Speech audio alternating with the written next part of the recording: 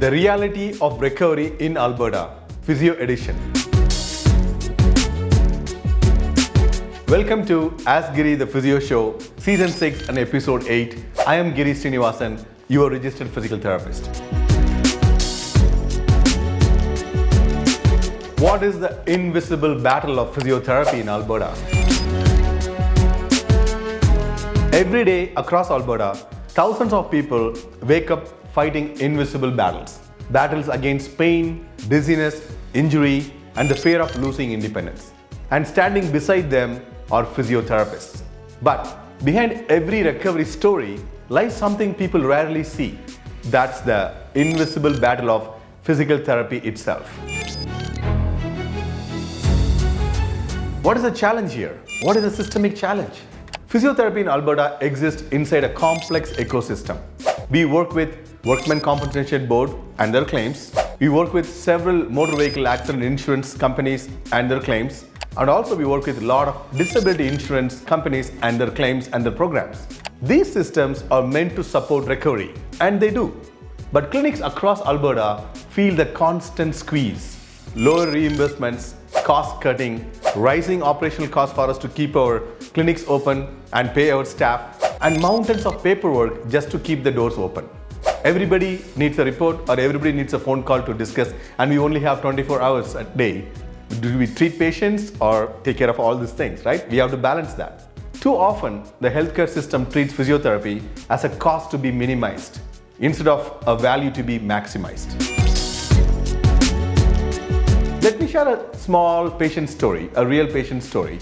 This patient came with BPPV, benign paroxysmal positional vertigo, which is kind of a dizziness issue.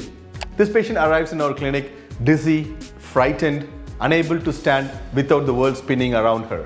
After a thorough assessment, a vestibular assessment, we perform an Epley maneuver for her condition BPPV, and again, which is benign paroxysmal positional vertigo. So within minutes, her vertigo resolves. This is not just a 5-minute treatment. That's independence restored. That's a fall prevented. That's an emergency room visit avoided. But the system reimburses it like a short session while remaining blind to the thousands saved in the downstream healthcare costs. What is the reality here? What is the Alberta's healthcare reality? Across Alberta, falls remain one of the leading causes of emergency room visits, hospitalization, and also long-term disability. One fall can change your whole life. One day, you are independent in your home, and one fall and you break your hip and you go for surgery, especially if you're alone with no family support, you will not be coming home most often. You will be going to a long-term care center and you just going down from there. You can talk to your friends and family how many times this has happened in the people who you know. So it's not a joke. A single hip fracture can cost our healthcare system over $30,000. Yet, a few sessions of early physiotherapy can prevent many of these tragedies. We have treated people with having 6 to 7 falls a day to no falls a day by doing a proper assessment and balance retraining program. Your balance can be retrained. And we even developed this Steady Steps program, which helps a lot of seniors rebuild balance and confidence, reducing fall risk and easing pressure on our already strained healthcare system. And physiotherapists across Alberta in different clinics can help these patients with balance retraining. And for Workmen Compensation Board patients, early physiotherapy can reduce lost work days by 30 to 40%. But even WCB changing the treatment approvals and protocols all the time. They keep reducing the treatment visits, right? We are humans treating humans, and tissues have their healing time. Tissues will not heal based on the protocol set by insurance companies, right? People are coming with so many different emotions and behaviors and past experiences. It's not just about your tendon or a muscle or a bone or a joint or a fracture anymore. It's a human being who lost the job, who lost the car, who has 2 kids to feed, who has to drive with 1 car in the family, who lost their income. They have to support their family, support the elderly parents. There's so much going on. There's work stress, there's life stress, there's financial stress. And you're expecting me to treat this patient in 6 visits and get them back to work? Sometimes we can, sometimes we cannot. I cannot put a protocol on every patient's head. How are we going to explain to these insurance companies? And for motor vehicle accident patients, Alberta data shows that starting physio within 10 days leads to faster recovery and cuts the risk of chronic pain nearly in half. But what happens? Sometimes people wait to get the forms into their mailbox. Before they fill that out and bring it to the clinic, 2-3 weeks is gone. Sometimes insurance companies are telling them to go to their preferred provider, and the preferred provider might be busy, not able to take the patients in for 3 weeks, 4 weeks, patients are waiting in the waiting list. They can go to any clinics. If you are a motor vehicle accident patient, you can go to any clinics in the neighborhood or a community to take the help as soon as possible. And the MVA forms, every clinic has them. You don't have to wait at home to receive those forms for you to fill it out and take it to the clinic. The sooner you start your therapy, the better you recover. So go to any clinic you want.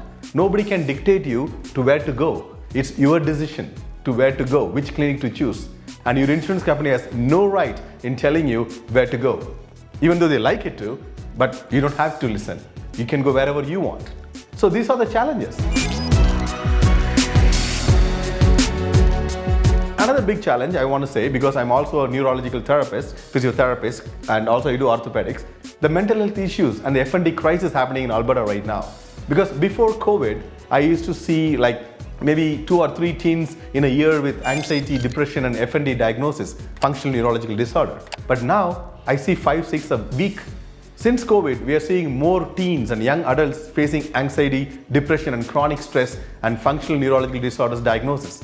These patients experience real symptoms, weaknesses, tremors, gait issues, even temporary loss of movement. And no, it's not all in their head. These conditions are real.